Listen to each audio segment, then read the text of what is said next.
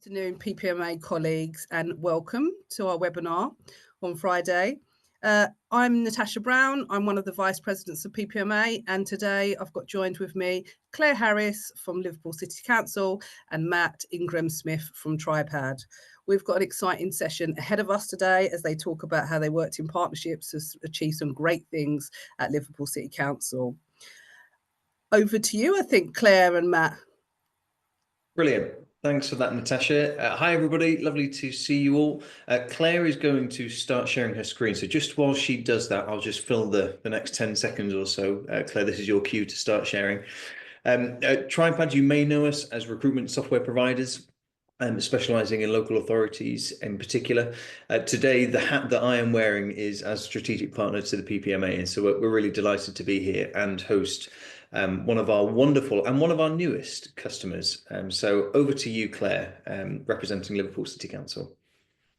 Hi, everybody, and thank you for joining today. Matt, thank you for the introduction, and Natasha as well. So my name's Claire Harris, and I am Interim Strategic Attraction and Recruitment Lead at Liverpool City Council. Probably one of the longest job titles I think I've ever had.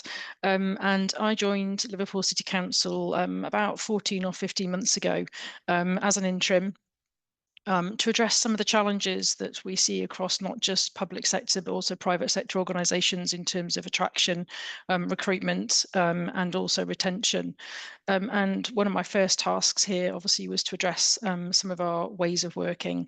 But what I'm going to talk to you about now is not just my role, but also obviously the relationship that we've developed with Tribepad, how that came about, success stories, lessons learned, and some of the takeaways that Matt's also had from working, I think, with such a large public sector organisation. So if I can get to my next slide, that would probably help, wouldn't it, Matt? Where's that gone now? There we go. So I'm going to talk through, welcome to 2025, everyone. And I'm not sure about you, but my first couple of weeks of January has been hectic. Everything that we were talking about in 2024 has now come to fruition very, very rapidly.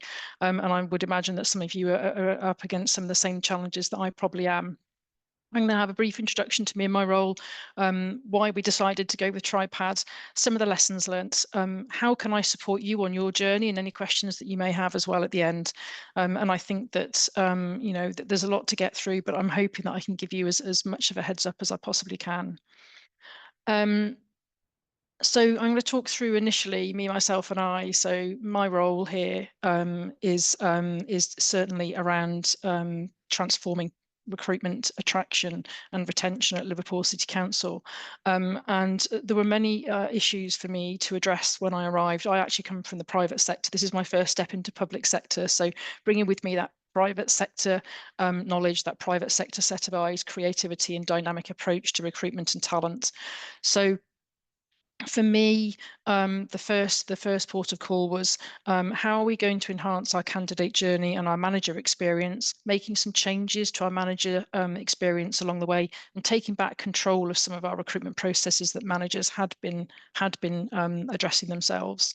And the first part of that was, what data can I pull? And our system at the time was another system called TalentLink, and TalentLink wasn't able to provide me with the reporting and the data that I required to be able to make those I guess decisions that I needed to, and to be able to influence those decisions that we needed to make as an organisation in order to be able to progress any further with some of the changes that we required to make. So we already had an established relationship with Jobs Go Public for advertising our vacancies as a job board. And we had decided prior to me arriving that we were going to use them as our overarching applicant tracking system and CMS system. And of course, on my arrival, I discovered that Jobs Go Public, as great as it is really only a job board, and was going to provide us with a really low level ATS behind it, but actually wasn't going to give us what we needed when it came to our onboarding, to our arranging our inductions, and to making sure that our candidate journey was seamless from beginning to end. And my team manage everything from advert going live all the way through to someone starting in the business. So we manage pre-employment checks and everything else that goes behind that. So it was important that we also had a system that could integrate not only with our job boards, but with our DBS provider, our Occi Health provider, and anyone else that we needed to integrate that with, either in current state or in future state. So the first step that we took was to map our as-is processes and then our to-be, current and future processes, to make sure that we were heading in the right direction, not mapping only what we were currently doing, but actually what we wanted to do in the future, and to make sure that we were aiming for a system that could manage all of that for us and could make sure that we had a bespoke approach to that.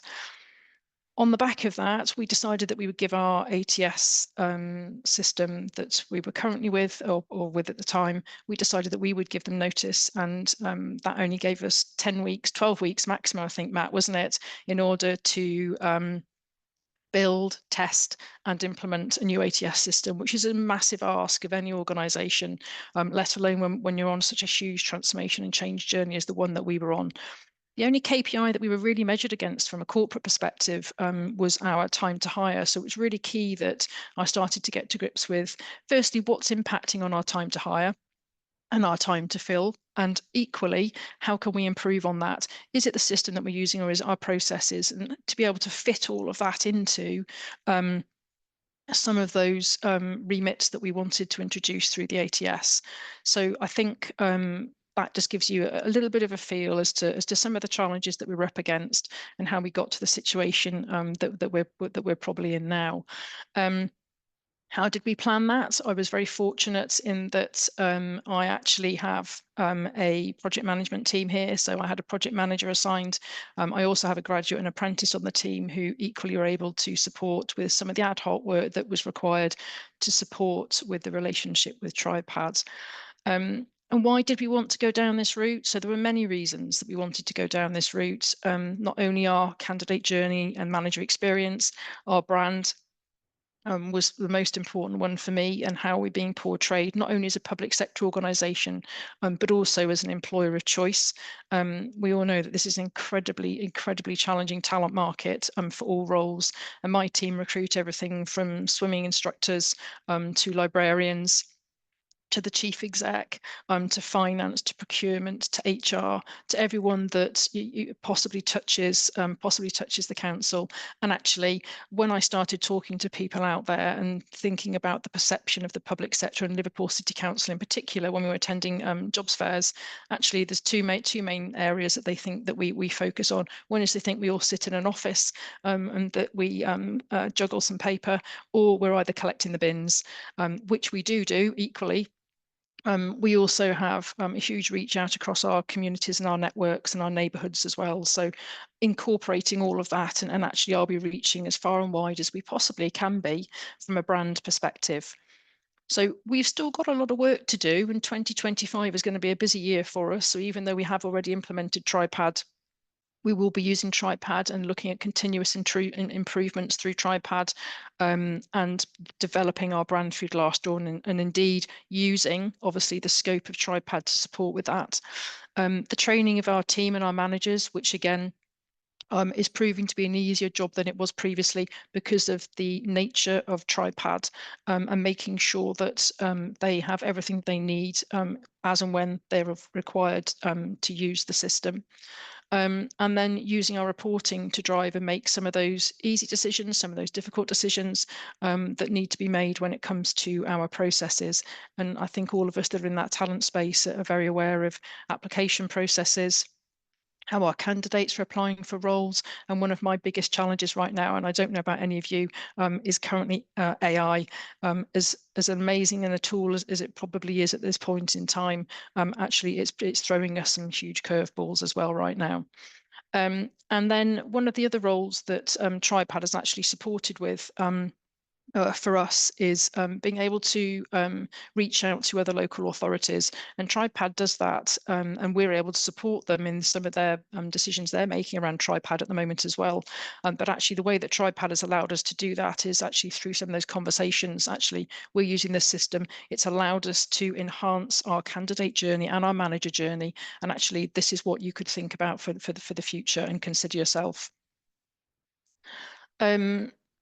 So that there have been obviously some lessons learned, but I'll come to those in a minute. So I think I'll probably just move to Tribepad, and that was because our system, as I touched on before, was not probably as enhanced as it possibly could be, and we needed something else that could enhance our offering externally and internally as well.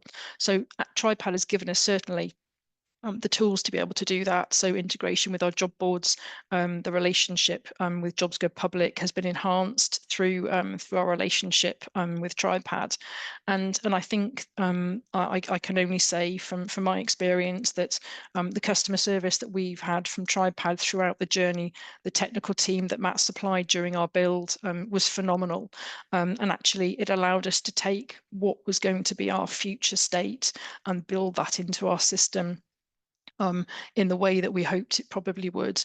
And for Matt, I think he was hugely encouraged by the way that that fell into place because of the ability that his team gave for us to be able to do that.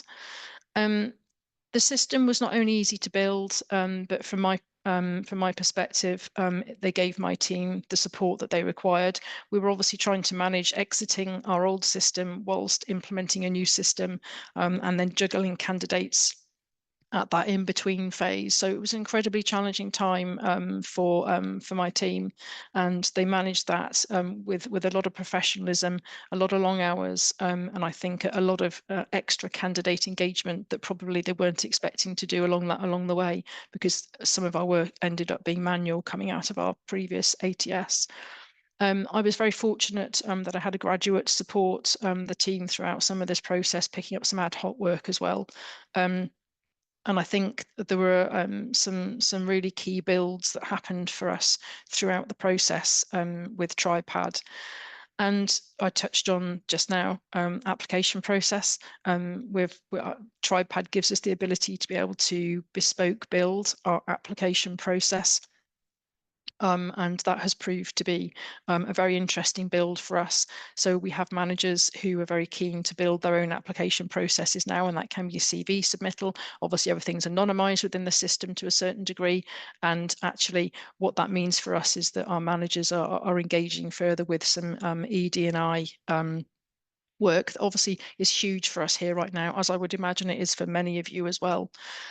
We've built and are now just testing at the moment our bespoke onboarding systems, which we have enhanced with video content from our chief exec, from our lead counsellor here. So throughout that onboarding phase, up past the point of pre-employment checks, we've got a start date for somebody, and those onboarding packages now mean that we are engaged with our candidates all the way through until the point at which they've started with us. A particularly grey area for lots of organisations where we do see candidates drop off, and it was one of our key drop-off points between the point of someone being given a start date and starting with us, and that could have been in adults care and children's care and any of our other roles that we recruit here. There was no real trend that we could identify. I think reporting for us has been really key coming out of this, and one of the most important parts of this was being able to identify those differences for our corporate reporting, which was our time to hire and our time to fill, time to hire being the most important one. When I first joined Liverpool City Council in November 23, our time to hire was an average of 121 days, which made me a little bit anxious, to say the very least. There were many reasons behind that, but Tribepad has allowed us and given us the reporting and the data to be able to identify the changes that we needed to make, and we've now managed to reduce that to an average of 57 days, and that includes all of our safeguarding roles. So, you know, for me anyway, that's a huge step in the right direction, and that's certainly one of the huge advantages that Tribepad has brought to us through the identification of data through its reporting. I think the other piece is around ED&I that I just touched on. ED&I in particular is a huge focus for us. So anonymization of applications, sharing of interview questions, all of that really great stuff that we all do, and the gender bias decoding within the advert writing in Tribepad certainly has helped to add to our diversity and our inclusive recruitment here, without a doubt. It's a key point for us, and it's always a key talking point with managers when we're writing our adverts. And then the other point just to touch on there is also the AI identification. So I'm finding, and my team are finding, and it's becoming more of a challenge for us, that during our application process, candidates are using AI to write their applications, which includes the essential criteria that they need to meet in order to be shortlisted for a vacancy. So that is proving to be a challenge, but Tripads have already jumped on and found a solution to that, and hopefully we'll be bringing in some software in the spring that will be able to identify those candidates that are using AI in their application process. And it's then up to us how we address that as an organisation. We've already drafted wording. It's going to our AI strategy, and we'll make sure that we align that obviously with the Tripads changes that will be coming our way. And I think that the really key thing here is that Matt was made aware quite early on that we were on a huge transformation and change journey, and Matt has supported us in meeting some of the key goals aligned to our people plan at Liverpool City Council, and that includes our ED&I focus, AI, our reporting, changing and moving the dial for us on our candidate journey and our manager experience. And Matt's team certainly have gone above and beyond to help us with that. Taking our key stakeholders on that journey as well was absolutely key. So they've been part and parcel of the testing of the system. And initially, because we had such a short time scale to build and test and implement Tribepad, we involved as many people as we possibly could at that testing phase to get their feedback. But we had to go live as soon as we quickly could with getting our vacancies live. That was the most important part of this. So we continue to build Tripads, which the system allows us to do. And then we're still reflecting back on a regular basis with the support of Matt and his team. We actually, we've done an amazing job of getting this to where it is, but what do we need to do next? What's that continuous improvement journey going to look like? Because as fast as we're putting in place some of the changes we want to make, the marketplace, the world of talent is changing, and we have to be able to change with it. And Tribepad gives us the ability, the intuitive and flexible and agile approach to be able to do that. So without a doubt, we have been on a huge journey with Tribepad, and it's only been, Matt, it's only been 7 months. I have to say, it does feel like a lot longer. And actually, it's certainly been an easy journey for us. And here, this slide for me just says, Tripad's been a huge support for initial contact, project managers to customer service. And I'm more than happy to give you an overview of our journey if any of you would appreciate that. And I think that I know only too well, having been in many organisations, both private and public sector. I've worked with many ATSs, and I haven't had the customer service and the support for many of those that I've had from Tribepad. And I think that's probably the standout for me when it comes to Tribepad, and also the ability for them to be able to juggle the public sector challenges that come our way with some of the processes, Matt. And actually, one of the lessons learned, I think, for Matt and his team that I have asked them to take away is maybe to build almost 2 versions of Tribepad, one that focuses on the private sector and one that focuses on the public sector, just due to, I think, some of the complexities of some of our processes here, the individual portals that we require for things such as redeployment, as an example. And actually, I've said to Matt that I'm more than happy to help him to develop those over time, to make sure that he's got an offering that is moving as rapidly as Tribepad currently is at the moment. And I guess that, Matt, you've probably got some lessons learned from the way that you've been working with us as well. But that continuous improvement piece obviously is something that we will continue to work on. So I hope that that has helped all of you out. One of the things I will just mention really quickly is as part of our senior recruitment, so our tiers 1, 2, 3, and 4, so from the top all the way down to our heads of service, some of that recruitment has been managed in-house. As we move forwards, we will be managing more of that. So we will be utilising, for example, the career builder site within Tribepad, which is the ability to be able to build our own microsites for some of that senior recruitment that we would normally go to agency for. So again, having that ability from a cost-saving perspective, the return on investment is vast for that for us. So again, looking forward to using that in the future, Matt, going into next budget year. Brilliant. Thanks so much for that, Claire. Some really interesting things that you've shared. And I'm sure a lot of people have resonated with. People think we juggle paper and collect the bins. I'm sure there were some nods and smiles going around there. Well, I guess one of the things that stood out to me, and I'm sure other people perked up at this as well. You mentioned moving to a time to hire of 57 days, I think, and crucially, the data helped you get to that point. So I guess, could you just share a bit about what changes you made? And this is probably nothing to do with Tribepad, right? You guys are the heroes of your story. But what sort of changes did that allow you to make to then get to that much better time to hire, practically halving it? Yeah, so the reporting was key in that, Matt, and I think the scope of the reporting that we were able to identify, some of those loopholes. So, for example, where are candidates dropping out of the process? How are they converting through that process? And where are we seeing some of those challenges for managers? So, for example, candidates were coming into the process, we were seeing them staying application process for a lot less time. We were moving them straight to shortlisting and actually asking our managers to be more flexible and agile in their approach rather than waiting for that closing date. Let's start to review our candidates earlier on. If there are some standout candidates, if they're actively out there in the market at this point in time, we need to be interviewing them now. So I guess it wasn't just about Tribepad. It was about me with my talent head on, trying to bring some changes to the way that we work. But Tribepad allowed us to do that because it was so much more visible than it had been previously, because we didn't have that level of reporting in our previous system. So those conversion rates were really key. The other thing that was really key was the visibility on the dashboard of all of our vacancies. So bringing to life for the team in particular, who hadn't really been used to any element of vacancy management or candidate management, I guess, to the point of understanding it impacted on our time to hire.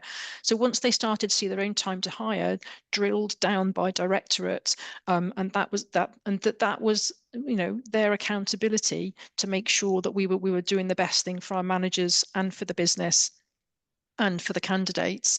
That data allowed us, and their dashboards allowed to see, I've got a vacancy, it's closing, I need to make sure I action that, I need to make sure that I'm engaged with my manager.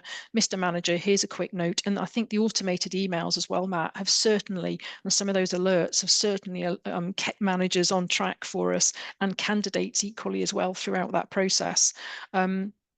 But that time to hire certainly came through looking at those conversion rates and making sure that we were managing our vacancies, closing those vacancies down instead of allowing them to run for 2.5 years without closing them down, which obviously impacts on your time to hire, and making sure that the team were actioning everything as and when they should be. Brilliant. We've got another couple of minutes, so I'm sure there'll be some questions that flow through. The last thing I wanted to ask you, Claire, is, having made that leap from the private sector into the public sector, is there anything, and again, this is probably nothing to do with systems, but more generally, is there anything that has either surprised you, good or bad, about that transition, or anything that you think that in the public sector we can learn from that experience in recruiting in the private sector?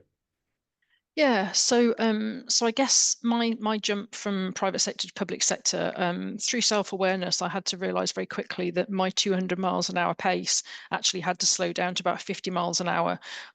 Firstly, for people to keep up with me, but secondly, also for me to understand some of the complexities of working in the public sector, some of the political challenges that we have, and also the huge amount of structure and red tape that people sometimes refer to it as, but actually isn't red tape. It's there for a reason. It's a process.